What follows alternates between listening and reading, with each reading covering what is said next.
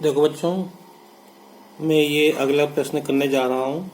सिद्ध करो कि 5 + 3 एक अपरिमेय संख्या है। देखो इसके अंदर कुछ मिसप्रिंट है ना।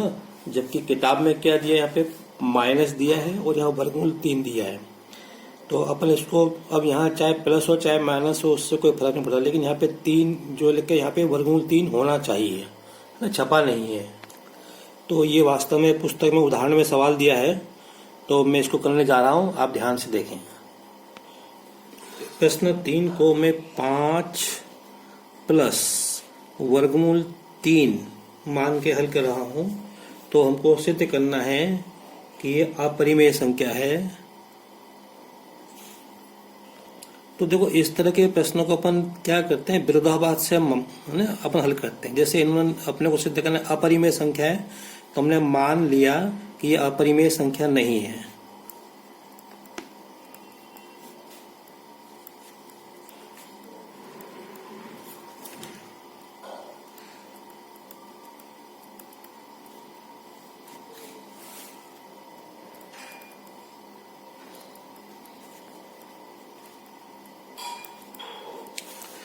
अगर ये अपरिमेय नहीं है तो क्या होगी, ये परिमेय संख्या होगी। तो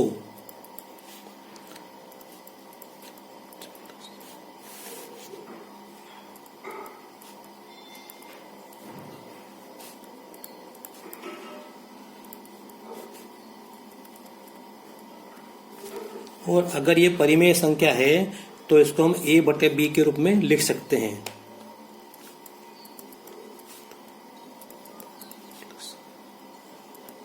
तीन बराबर a/b, ठीक है, जहां a और b सह अभाज्य हैं।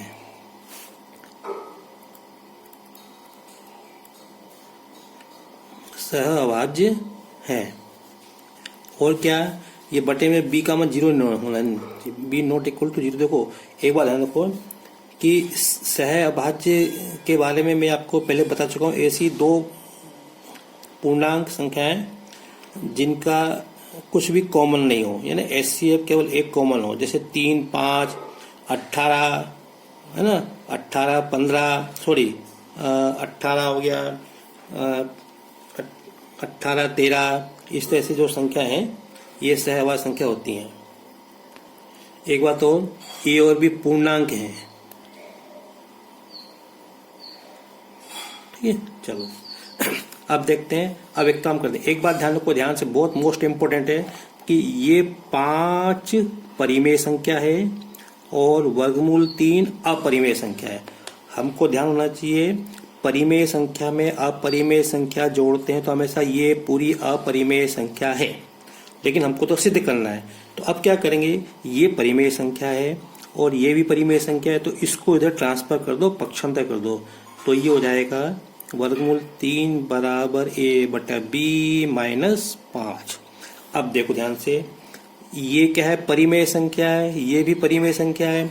तो परिमेय संख्या में परिमेय संख्या घटाएंगे, जोड़ेंगे, गुणा करेंगे, भाग करेंगे तो हमको परिमेय संख्या ही मिलेगी।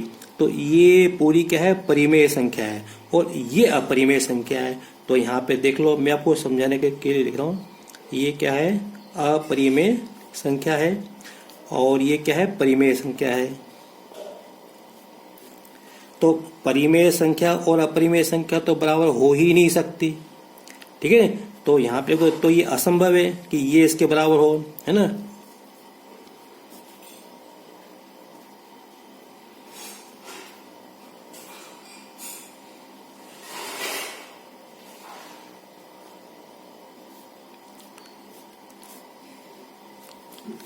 यह असंभव है क्योंकि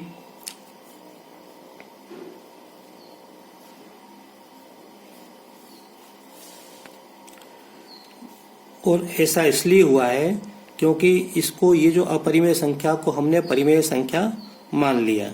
तो इसका मतलब ये है कि ये जो है परिमेय संख्या नहीं है, तो ये अपरिमेय संख्या होगी। तो लिख दो, ठीक है। तो ये हमने सिद्ध कर दिया, 5 + वर्गमूल 3 अपरिमेय संख्या है। आशा करता हूँ आपको समझ में आ गया हो। अब मैं अगला प्रश्न देखता हूँ।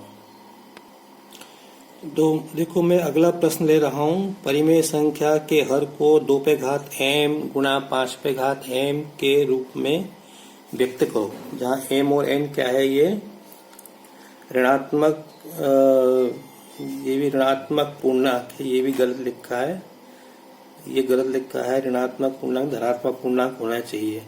इस प्रकार बिना भाग की क्रिया करें, इसका दशमलव प्रसार लिखो। देखो यहाँ पे संख्या तो कोई दी नहीं है, तो मैं ये किताब का प्रश्न ले रहा हूँ। यहाँ पे उसमें ये दिया है प्रश्नावली 1.4 का पहला दिया है, वो मैं कर रहा हूँ। तो देखो पहले हम 3100, ये अंश है, ये हर है, तो 3125 के हम गुणनखंड ज्ञात करेंगे। वैसे तो आपको मालूम होना चाहिए, नहीं मालूम तो अपन इस तरह से अपन निकाल लेते हैं। ठीक है, तो 5 का भाग दिया, तो 5 के 30, 5 10, 55 25 ही आएंगे। फिर अब तो मालूम है आपको, अब 5 का भाग देंगे तो कितना आएगा, 125। ये तो मालूम होना चाहिए। 5 का भाग 625 में 125 बार जाएगा। फिर 5 का भाग 125 में देंगे तो 25 बार जाएगा। फिर 5 का भाग 25 में देंगे तो कितने बार जाएगा, ये 5 बार जाएगा। तो अपना 1 2 3 4 5 ये गुणनखंड मिल गए। तो ये इसको अपन ऐसा अपन ले सकते हैं, 3125 को 5 पे घातांक 4, ठीक है, सॉरी 5 वाला है ना, तो 5 लिखेंगे यहाँ पे। अब यहाँ 2 हमको नहीं दिख रहा है, 2 कहीं नहीं है, तो इसको हम ऐसा अपन ले सकते हैं। तो देखो ये जो मैंने लिखा है, ये इस रूप का हुआ कि 2 पे घात m गुणा 5 पे घात m के रूप में लिखो। तो हमने लिख दिया इसको, ठीक है। अब उसमें आगे कुछ और भी दिया है। आगे अपने को लिखा है प्रश्न में कि इसको दशमलव प्रसार में लिखना है बिना भाग दिए। तो देखो दशमलव प्रसार में हम तब लिख पाएंगे जब यहाँ किसी प्रकार 10 आ जाए, 100 आ जाए, 1000 आ जाए। तो अब इसका तो कोई मतलब नहीं, ये तो 2 पे घात 0 हो गया। तो इसके लिए जरूरी है कि हमको यहाँ पे गुणा करना पड़ेगा। किसका गुणा करना पड़ेगा, वो देखो, जैसे 5 पे घात 5 है, तो यहाँ हमको 0 लाने के लिए हमको इसमें 2 पे घात 5 का गुणा ऊपर, 2 पे घात 5 का गुणा नीचे हम करेंगे इस पूरी संख्या में। तो क्या गुणा करने से क्या होगा, 13 गुणा 2 पे घात 5, जो भी कुछ आएगा 32 आएगा ये, और यहाँ पे आएगा इसका गुणा इसमें करेंगे तो 5 गुणा 2 पे घातांक 5, ऐसा हमने लिख दिया। तो ये हो जाएगा यहाँ पे, इसका गुणा इसमें करते हैं, 3 26 की 6, हासिल 2, 3 39 और 441।